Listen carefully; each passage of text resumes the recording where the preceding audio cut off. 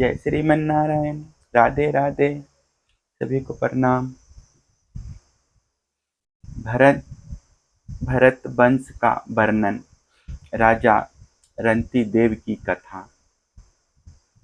श्री सुखदेव जी कहते हैं, परीक्षित बीतत अथवा भरद्वाज का पुत्र था।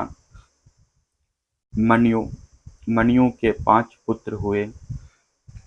बहस्त, जय, महावीर्य, नर और गर्ग। नर का पुत्र था संकृति के 2 पुत्र हुए, गुरु और रंती देव। परीक्षित रंती देव का निर्मल यश इस लोक और परलोक में सब जगह गाया जाता है। रंती देव आकाश के समान बिना उद्योग के ही देववश प्राप्त वस्तु का उपभोग करते और दिनों दिन उनकी पूंजी घटती जाती। जो कुछ मिल जाता उसे भी दे डालते और स्वयं भूखे रहते। वे संग्रह परिग्रह ममता से रहित तथा बड़े धैर्यशाली थे और अपने कुटुंब के साथ दुख भोग रहे थे। एक बार तो लगातार 48 दिन ऐसे बीत गए कि उन्हें पानी तक पीने को ना मिला। 49वें दिन प्रातःकाल ही उन्हें कुछ घी, खीर, हलवा और जल मिला। उनका परिवार बड़े संकट में था।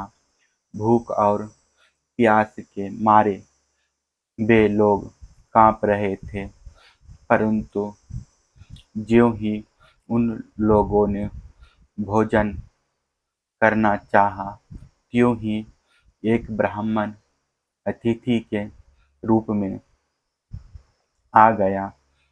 रंती देव सब में श्री भगवान के ही दर्शन करते थे। तब उन्होंने बड़ी श्रद्धा से आदर पूर्वक उसी अन्न में से ब्राह्मण को भोजन कराया। ब्राह्मण देवता भोजन करके चले गए। परीक्षित अब बचे हुए अन्न को रंती देव ने आपस में बांट लिया और भोजन करना चाहा। उसी समय एक दूसरा शूद्र अतिथि आ गया। रंती देव ने भगवान का स्मरण करते हुए उस बचे हुए अन्न में से भी कुछ भाग शूद्र के रूप में आए अतिथि को खिला दिया। जब शूद्र खा पी कर चला गया, तब कुत्तों को लिए हुए एक और अतिथि आया। उसने कहा, राजन, मैं और मेरे ये कुत्ते बहुत भूखे हैं, हमें कुछ खाने को दीजिए। रंती देव ने अत्यंत आदर भाव से जो कुछ बच रहा था सब का सब उसे दे दिया और भगवान मय होकर उन्होंने कुत्ते और कुत्तों के स्वामी के रूप में आए हुए भगवान को नमस्कार किया। अब केवल जल ही बच रहा था और वह भी केवल एक मनुष्य के पीने भर का था। वे उसे आपस में बांटकर पीना ही चाहते थे कि एक चंडाल और आ पहुंचा। उसने कहा, मैं अत्यंत नीच हूँ, मुझे जल पिला दीजिए। चंडाल की वह करुणापूर्ण वाणी, जिसके उच्चारण में भी वह अत्यंत कष्ट पा रहा था, सुनकर रंतीदेव दया से अत्यंत संतप्त हो उठे और ये अमृतमय वचन कहने लगे, मैं भगवान से आठों सिद्धियों से युक्त परम गति नहीं चाहता, और तो क्या मैं मोक्ष भी कामना नहीं करता। मैं चाहता हूँ तो केवल यही कि मैं संपूर्ण प्राणियों के हृदय में स्थित हो जाऊं और उनका सारा दुख मैं ही सहन करूं, जिससे और किसी भी प्राणी को दुख ना हो। यह दिन प्राणी जल पी करके जीना चाहता था, जल दे देने से इसके जीवन की रक्षा हो गई।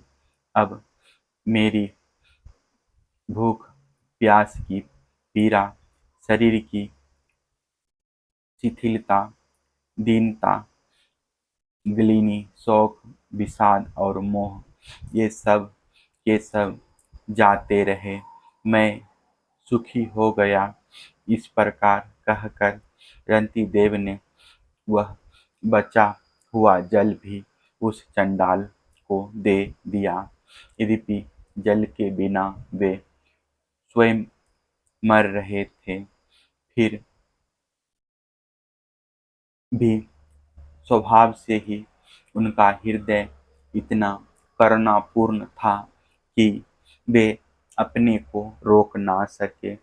उनके धैर्य की भी कोई सीमा है। परीक्षित, ये अतिथि वास्तव में भगवान की रची हुई माया के ही विभिन्न रूप थे। परीक्षा पूरी हो जाने पर अपने भक्तों की अभिलाषा पूर्ण करने वाले त्रिभुवन स्वामी ब्रह्मा, विष्णु और महेश तीनों उनके सामने प्रकट हो गए। रंतीदेव ने उनके चरणों में नमस्कार किया। उन्हें कुछ लेना तो था नहीं।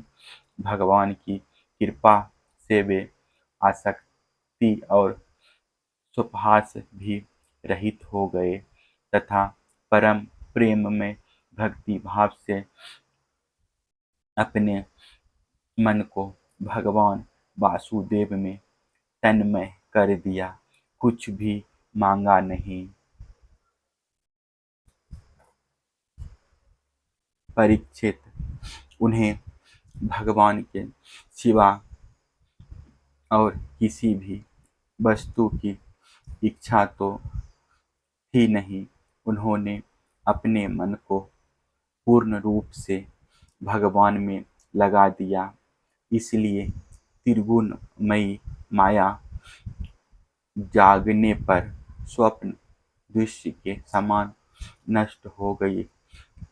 रंतीदेव के अनुयायी भी उनके संघ के प्रभाव से योगी हो गए और सब भगवान के ही आश्रित परम भक्त बन गए।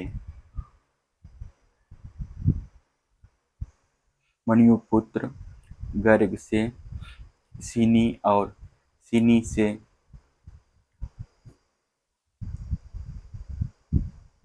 गागरीय का जन्म हुआ। यद्यपि गागरीय क्षत्रिय था, फिर भी उससे ब्राह्मण वंश चला। महावीर्य का पुत्र था दुरितक्षय। दुरितक्षय के तीन पुत्र हुए, त्रियारुणी, कवि और पुष्करुणी। ये तीनों ब्राह्मण हो गए। बृहत्क्षत्र का पुत्र हुआ हस्ती, उसी ने हस्तिनापुर बसाया था। हस्ती के तीन पुत्र थे, अजमीड, दिरमीड और पुरुमीड। अजमीड के पुत्रों में प्रियमेद आदि ब्राह्मण हुए। इन्हीं अजमीड के एक पुत्र का नाम था बृहदिषु। बृहदिषु का पुत्र हुआ बृहदनु। बृहदनु का भूतकय और भूतकय का जयद्रथ हुआ। जयद्रथ का पुत्र हुआ विशद और विशद का सेनजीत। सेनजीत के चार पुत्र हुए, रुचिराशव, द्रुढ़हनु, कस्य और वत्स। रुचिराशव का पुत्र पार था और पार का पृथुसेन। पार के दूसरे पुत्र का नाम नीप था।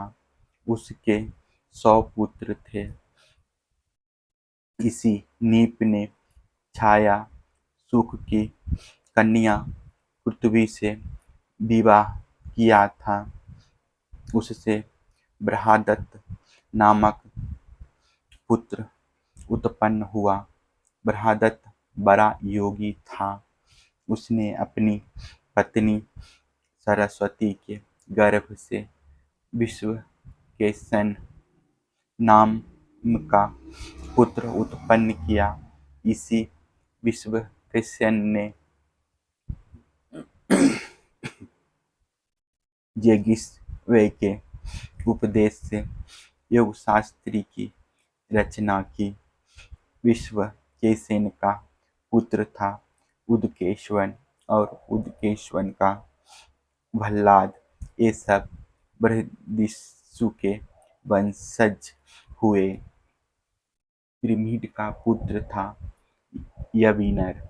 यविनर का कीर्तिमान। कीर्तिमान का सत्यधितु।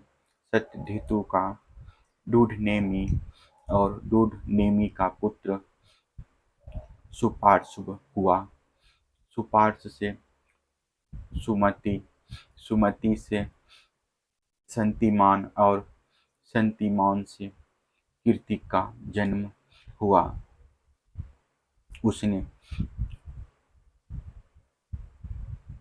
हिरण्यनाभ से योग विद्या प्राप्त की थी और परिचय शाम नामक ऋचाओं की 6 संहिताएं कही थी।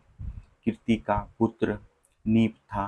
नीप का उग्रायुध, उग्रायुध का क्षेम्य, क्षेम्य का सुवीर और सुवीर का पुत्र था रिपुंजय। रिपुंजय का पुत्र था बहुरथ। द्विमीड के भाई पुरुमीड को कोई संतान ना हुई। अजमीड की दूसरी पत्नी का नाम था नालिनी। उसके गर्भ से नील का जन्म हुआ। नील का शांति, शांति का सुशांति, सुशांति का पुरुज, पुरुज का अर्क और अर्क का पुत्र हुआ भम्याशुभ। भम्याशुभ के 5 पुत्र थे, मुदुगल, यविनर, बृहदिषु, कपिलय और संजय। भम्याशु ने कहा, ये मेरे पुत्र 5 देशों का शासन करने में समर्थ पंच अलम हैं, इसलिए ये पंचाल नाम से प्रसिद्ध हुए। इनमें मुदुगल से मुदगल्य नामक ब्राह्मण गोत्र की प्रवृत्ति हुई।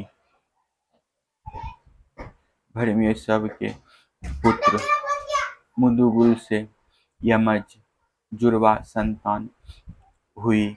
उनमें पुत्र का नाम था दिवोदास और कन्या का अहल्या। अहल्या का विवाह महर्षि गौतम से हुआ। गौतम के पुत्र हुए सतानंद। सतानंद का पुत्र सत्यधुति था। वह धनु विद्या में अत्यंत निपुण था। सत्यधुति के पुत्र का नाम था सरदान। एक दिन उर्वशी को देखने से सरदान का वीर्य मूज के झाड़ पर गिर पड़ा। उससे एक शुभ लक्षण वाले पुत्र और पुत्री का जन्म हुआ। महाराज शंतनु की उस पर दृष्टि पड़ गई, क्योंकि वे उधर शिकार खेलने के लिए गए हुए थे। उन्होंने दयावश दोनों को उठा लिया। उनमें जो पुत्र था उसका नाम कृपाचार्य हुआ और जो कन्या थी उसका नाम हुआ कृपि। यही कृपि द्रोणाचार्य की पत्नी हुई।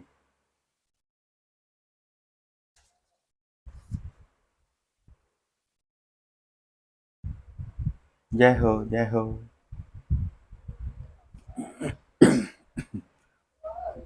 पंचाल कौरव और मंगदेशी राजाओं के वंश का वर्णन। श्री सुखदेव जी कहते हैं, परीक्षित दिवोदास का पुत्र था मिथेयु। मिथेयु के 4 पुत्र हुए, च्यवन, सुदास, सहदेव और सोमक। सोमक के 100 पुत्र थे। उनमें सबसे बड़ा जंतु और सबसे छोटा पृषत था। पृषत के पुत्र द्रुपद थे। द्रुपद के द्रौपदी नाम की पुत्री और दुष्टाद्युम्न आदि पुत्र हुए। दुष्टाद्युम्न का पुत्र था धष्टकेतु। भर्मयासुर के वंश में उत्पन्न हुए ये नरपति पंचाल कहलाए। अजमीढ़ का दूसरा पुत्र था ऋक्ष। उनके पुत्र हुए स्वर्ण। स्वर्ण का विवाह सूर्य की कन्या तप्ती से हुआ। उन्हीं के गर्भ से कुरुक्षेत्र के स्वामी कुरु का जन्म हुआ। कुरु के 4 पुत्र हुए, परीक्षित, सुधनवा, जह और निषधावसुब। सुधनवा से सुहोत्र, सुहोत्र से च्यवन, च्यवन से कृति, कृति से उपरिचरवसु और उपरिचरवसु से बृहर्थ आदि कई पुत्र उत्पन्न हुए। उनमें बृहदस्थ, कुशंब, मत्स्य, प्रत्यग्र और चेदिपी आदि चेदी देश के राजा हुए। बृहर्थ का पुत्र था कुशार्ग। कुशार्ग का ऋषभ, ऋषभ का सतहित, सतहित का पुष्पवान और पुष्पवान के जहु नामक पुत्र हुआ। बृहदस्थि की दूसरी पत्नी के गर्भ से एक शरीर के 2 टुकड़े उत्पन्न हुए। उन्हें माता ने बाहर फेंकवा दिया। तब जरा नाम की राक्षसी ने ज्यों ज्यों इस प्रकार कहकर खेल खेल में उन दोनों टुकड़ों को जोड़ दिया। उसी जोड़े हुए बालक का नाम हुआ जरासंध। जरासंध का सहदेव, सहदेव का सोमापी, और सोमापी का पुत्र हुआ श्रुतशर्वा। कुरु के ज्येष्ठ पुत्र परीक्षित के कोई संतान न हुई। युह का पुत्र था सुरथ, सुरथ का विदुरथ, विदुरथ का सार्वभौम, सार्वभौम का जयसेन, जयसेन का राधिक, और राधिक का पुत्र हुआ आयुत, आयुत का क्रोधन, क्रोधन का देवातिथि, देवातिथि का ऋष्य, ऋष्य का दिलीप, और दिलीप का पुत्र प्रतीप हुआ। प्रतीप के 3 पुत्र थे, देवापी, शंतनु और बहिक। देवापी अपना पौत्रिक राज्य छोड़कर वन में चला गया, इसलिए उसके छोटे भाई शंतनु राजा हुए। पूर्व जन्म में शंतनु का नाम महाभीष था। इस जन्म में भी वे अपने हाथों से जिसे छू देते थे वह बूढ़े से जवान हो जाता था। उसे परम शांति मिल जाती थी। इसी करामत के कारण उनका नाम शंतनु हुआ। एक बार शंतनु के राज्य में 12 वर्ष तक इंद्र ने वर्षा नहीं की। इस पर ब्राह्मणों ने शंतनु से कहा कि तुमने अपने बड़े भाई देवापी से पहले ही विवाह, अग्निहोत्र और राजपद को स्वीकार कर लिया, अतः तुम परिवेता हो। इसी से तुम्हारे राज्य में वर्षा नहीं होती। अब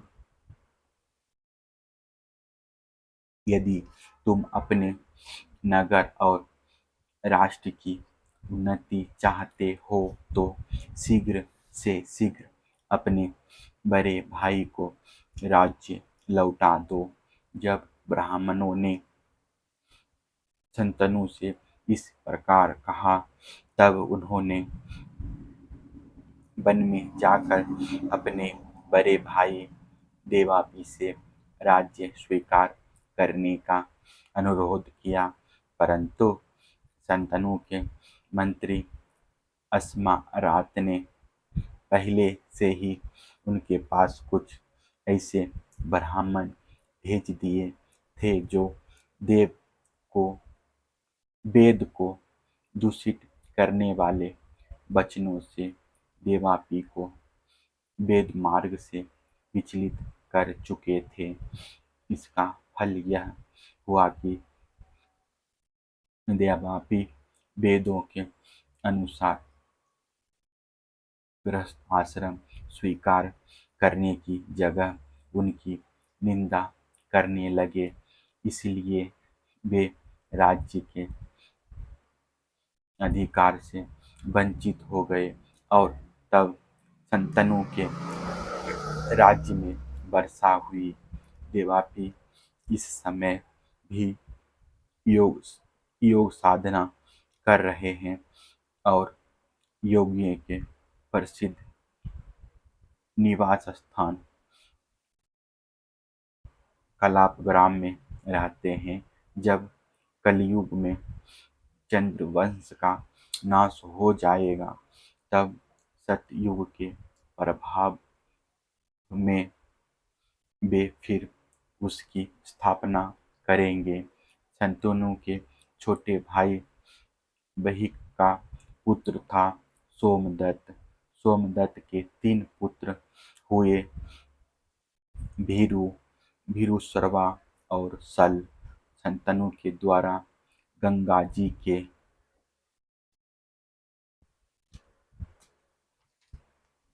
गर्भ से नैष्ठिक ब्रह्मचारी भीष्म का जन्म हुआ। वे समस्त धर्मयज्ञों के सिरमौर, भगवान के परम प्रेमी भक्त और परम ज्ञानी थे। वे संसार के समस्त वीरों के अग्रणीय नेता थे। औरों की तो बात ही क्या, उन्होंने अपने गुरु भगवान परशुराम को भी युद्ध में संतुष्ट कर दिया था। शंतनु के द्वारा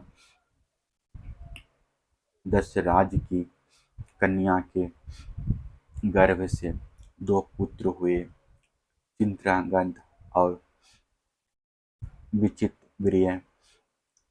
चित्रांगद को चित्रांगद नामक गंधर्व ने मार डाला।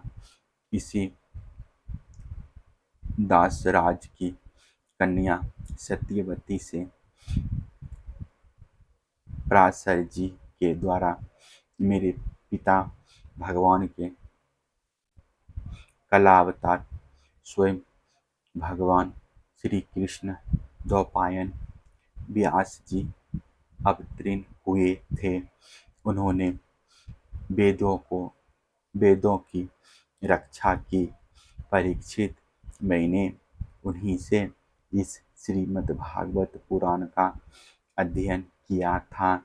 यह पुराण परम गोपनीय, अत्यंत रहस्यमय और इसी से मेरे पिता भगवान व्यास जी ने अपने पेल आदि शिष्यों को इसका अध्ययन नहीं कराया, मुझे ही इसके योग्य अधिकारी समझा। एक तो मैं उनका पुत्र था और दूसरे शांति आदि गुण भी मुझ में विशेष रूप से थे। शंतनु के दूसरे पुत्र विचित्रवीर्य ने काशीराज की कन्या अंबिका और अंबिलिका से विवाह किया। उन दोनों को भीष्म जी स्वयंवर से बलपूर्वक ले आए थे। विचित्रवीर्य अपनी दोनों पत्नियों में इतना आसक्त हो गया कि उसे राजयक्ष्मा रोग हो गया और उसकी मृत्यु हो गई। माता सत्यवती के कहने से भगवान व्यास जी ने अपने संतानहीन भाई की स्त्रियों से धृतराष्ट्र और पांडु 2 पुत्र उत्पन्न किए। उनकी दासी से तीसरे पुत्र विदुर जी हुए। परीक्षित, धृतराष्ट्र की पत्नी थी गांधारी, उसके गर्भ से 100 पुत्र हुए। उनमें सबसे बड़ा था दुर्योधन। कन्या का नाम था दुःशला। पांडु की पत्नी थी कुंती। शापवश पांडु स्त्री सहवास नहीं कर सकते थे, इसलिए उनकी पत्नी कुंती के गर्भ से धर्म, वायु और इंद्र के द्वारा कर्मश युधिष्ठिर, भीमसेन और अर्जुन नाम के तीन पुत्र उत्पन्न हुए। ये तीनों के तीनों महारथी थे। पांडु की दूसरी पत्नी का नाम था मारदी। दोनों अश्विनी कुमारों के द्वारा उसके गर्भ से नकुल और सहदेव का जन्म हुआ। परीक्षित, इन 5 पांडवों के द्वारा द्रौपदी के गर्भ से तुम्हारे 5 चाचा उत्पन्न हुए। इनमें से युधिष्ठिर के पुत्र का नाम था प्रतिबिंब। भीमसेन का पुत्र था श्रुतसेन। अर्जुन का श्रुतकीर्ति, नकुल का शतानीक और सहदेव का श्रुतकर्मा। इनके सिवा युधिष्ठिर के पौरवी नाम की पत्नी से देवका और भीमसेन के हिडिंबे से घटोत्कच और काली से सर्वगत नाम के पुत्र हुए। सहदेव के पर्वत कुमारी विजया से सुहोत्र और नकुल के करेनुमति से निर्मित हुआ। अर्जुन नाम द्वारा नागकन्या लुपु के गर्भ से इरावान और मणिपुर नरेश की कन्या से बभ्रुवाहन का जन्म हुआ। बभ्रुवाहन अपने नाना का ही पुत्र माना गया, क्योंकि पहले से ही यह बात तय हो चुकी थी। अर्जुन की सुभद्रा नाम की पत्नी से तुम्हारे पिता अभिमन्यु का जन्म हुआ। वीर अभिमन्यु ने सभी अतिथियों को जीत लिया था। अभिमन्यु के द्वारा उत्तरा के गर्भ से तुम्हारा जन्म हुआ। परीक्षित, उस समय कुरुवंश का नाश हो चुका था।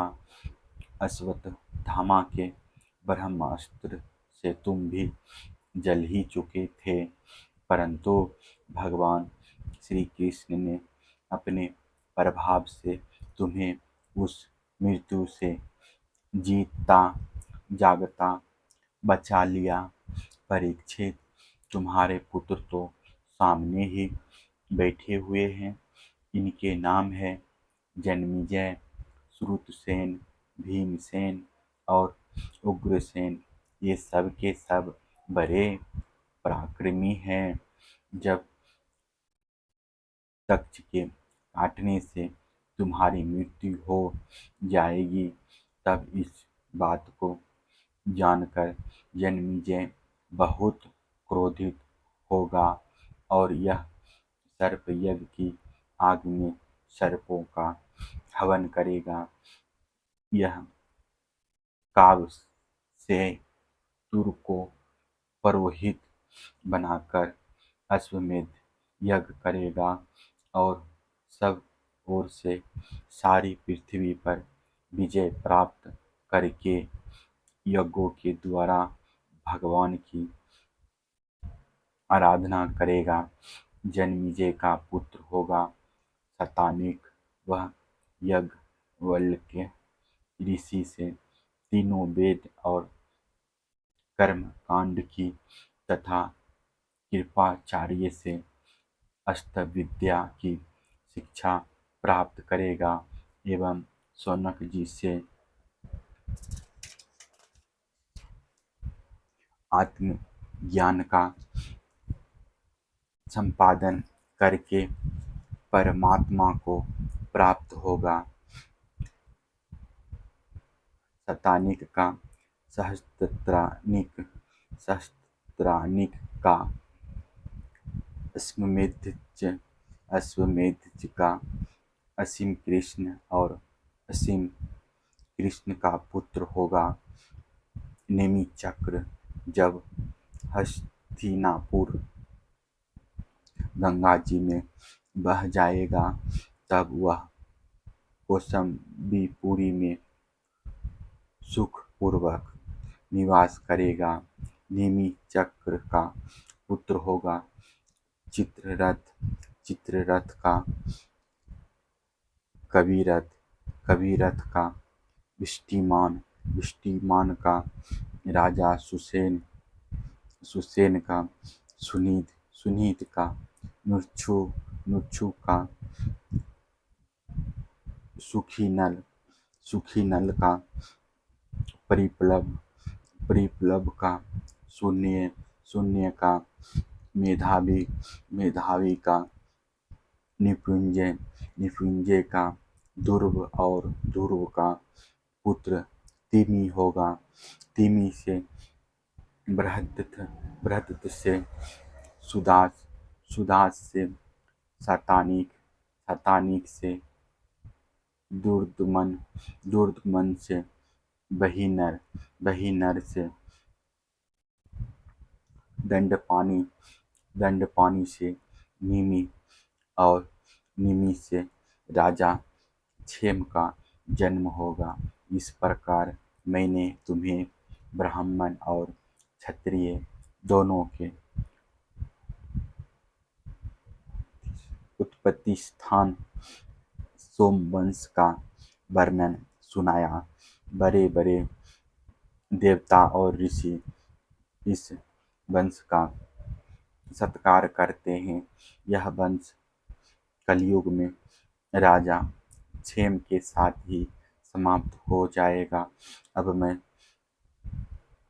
भविष्य में होने वाले मगध देश के राजाओं का वर्णन सुनाता हूँ। जरासंध के पुत्र सहदेव से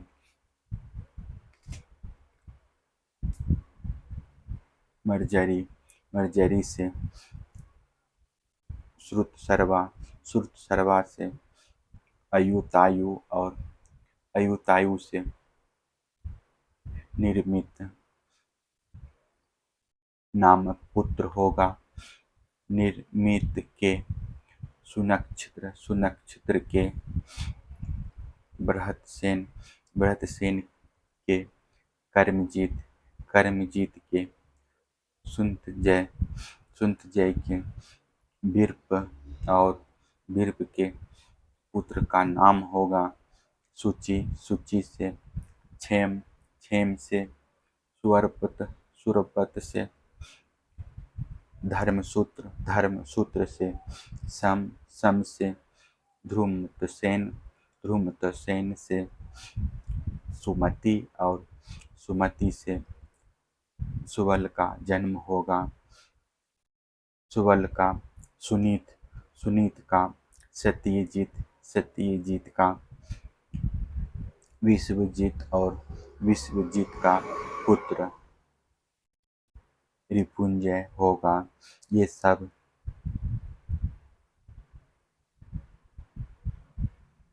भरत वंश के राजा होंगे। इनका शासन काल 1000 वर्ष के भीतर ही होगा। फिर दूसरा कथा मिलते हैं। चैनल को सब्सक्राइब शेयर जरूर कर दीजिएगा। राधे राधे, प्रणाम। फिर कथा लेकर आएंगे।